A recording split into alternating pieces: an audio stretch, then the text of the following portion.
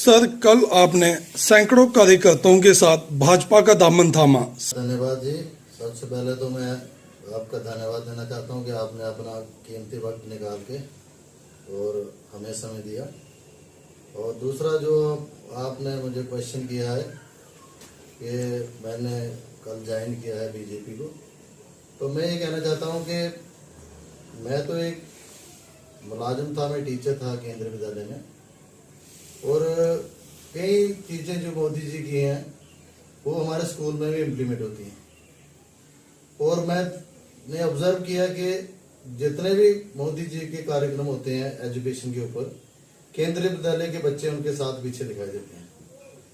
और सबसे जो जरूरी बात मैं कहना चाहता हूं कि जो हमारे अनसंग हीरो, मतलब कि जो आज़ादी के मतवाले, जिन्होंने देश के लिए अपनी जानें कुर्बान की, लेकिन उनका कहीं नाम नहीं आया। और इसी चीज को आगे बढ़ाते हुए मोदी जी ने कई स्कीमें लॉन्च की, जिसमें एक अमृत आज़ादी का अमृत महोत्सव जो एक कार्यक्रम है, अभी भी वो देश में चल रहा है। उसके तहत बहुत से ऐसे लोग जो हैं, जो लोकल हीरोज है अनसंग, उनको लाया गया, उनको दर्शाया गया और लोगों को उनके बारे में जानकारी दी। इसके साथ साथ जिस समुद्र को मैंने ज्वाइन किया है, ये कोई छोटी चीज नहीं है। ये अंदर मेरी तरह लाखों करोड़ों लोगों की भावना जो है वो आदरणीय मोदी जी के साथ जुड़ी हुई है। इतने कर्मठ प्रधानमंत्री हमारे हैं और वो जो देश का चहुमुखी विकास है उसकी तरफ वो अग्रसर हो रहे हैं।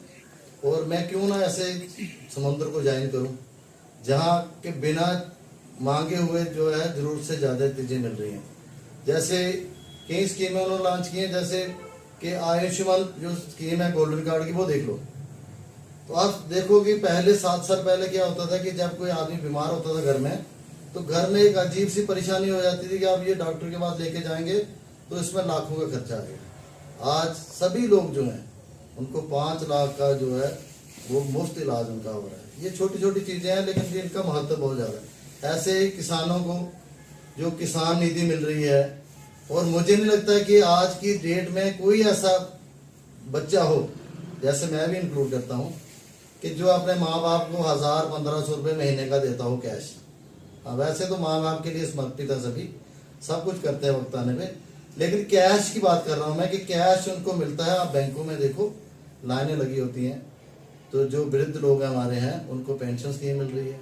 इसी तरह से मोदी जी ने लोग झंडे का एक अभियान चला, और कितने लोगों के घर पे झंडे, अभी आप देखेंगे तो पूरी सुंदरबनी के जो लोग हैं उनके घरों में तिरंगा झंडा है, और लोगों को झंडे के प्रति प्यार और रिस्पेक्ट भी आई, क्योंकि वही एक भारत श्रेष्ठ भारत, कि हम सब एक हैं और सबसे प्रिय हमारी आइडेंटिटी क्या है, हमारा झंडा।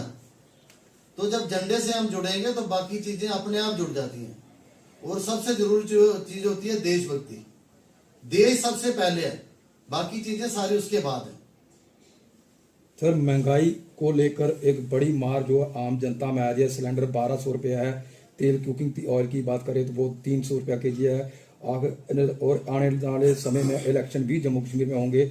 इसको किस तरह, जो महंगाई की स्थिति है, इसको किस तरह से निपटा जाएगा, और आप क्या कहेंगे?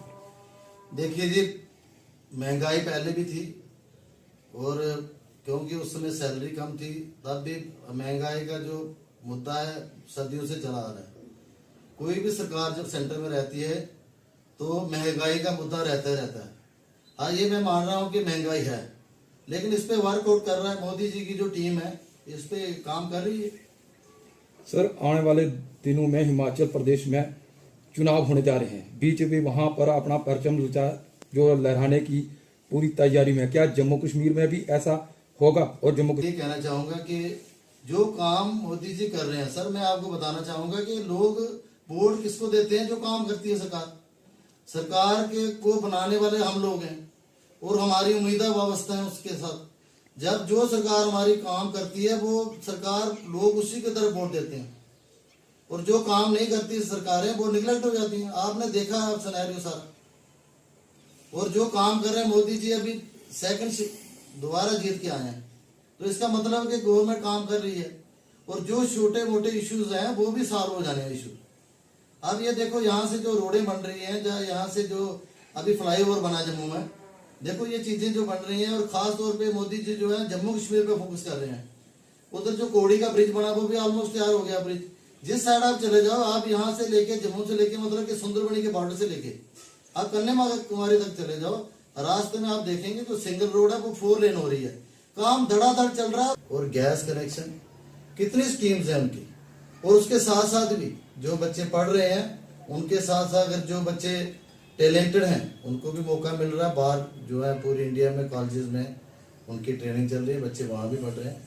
इसी तरह से हजारों चीजें मोदी जी की हैं जो हम अगर इनको बताने लगे तो मुझे लगता है बहुत समय लग जाएगा। मैं छोटी सी आपको एग्जांपल देता हूँ। एक जवाहर नगर टनल श्रीनगर के अंदर है, जो श्रीनगर और जो जम्मू को एक पहाड़ी से लिंक करती है वो चीजें। आज वही जो टनल है वो हमारे यहाँ पे सुंदरबनी में टनल बन रहा है। तो ये अद्भुत चीजें हैं सर, जो मोदी जी की सरकार में जो हो रही हैं, अद्भुत चीजें हैं। और आप रोड से देखो, अभी ये जो गांव में देखता हूँ कि जो 35 जितने भी ये PRI जितने हैं, कितने खुश होकर धड़ल्ले से गांव में काम हो रहा है। पंचायती राज किसने दिया? मोदी जी ने दिया। इससे पहले तो नाम के इलेक्शन होते थे और उसके बाद जो है वो कोई उनको राइट्स नहीं थे, मोदी जी ने राइट दिए हैं। और हर तरह से मोदी जो है वो देश के लिए काम कर रहे हैं। एक देश श्रेष्ठ देश, एक भारत श्रेष्ठ भारत के तहत ये चल रहे हैं। तो इसलिए मेरा मन था कि जब भी मैं रिटायरमेंट लूंगा वो मैं मोदी जी की जो चरणों में जाऊंगा और उनकी जो सेवा देश के प्रति देना है। जैसे अभी अभी जो 40 साल की हमारी एक डिमांड थी कि पहाड़ी को ST का स्टेटस, सरकारें आई, इधर उधर की बातें हुई, कुछ दिया, कुछ सैबोटाइज किया, लेकिन मोदी सरकार ने जो दिया है हमें, तो हम तो समर्पित हैं।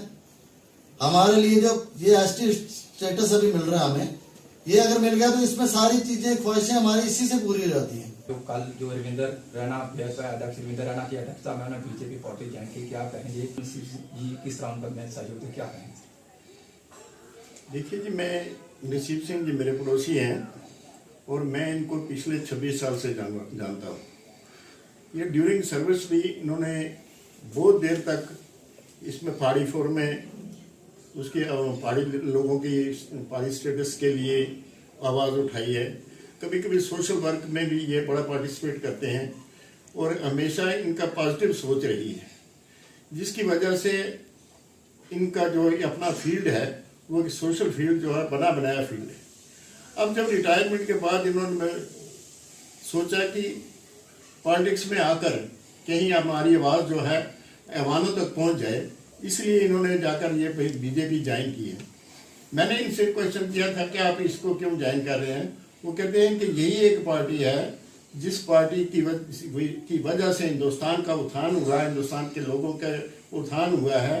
और आज लोग कहते हैं कि महंगाई है, लेकिन इस गवर्नमेंट से पहले और जो यूपीए की गवर्नमेंट थी वहाँ 2 डिजिट से कम कभी महंगाई नीचे नहीं आई थी।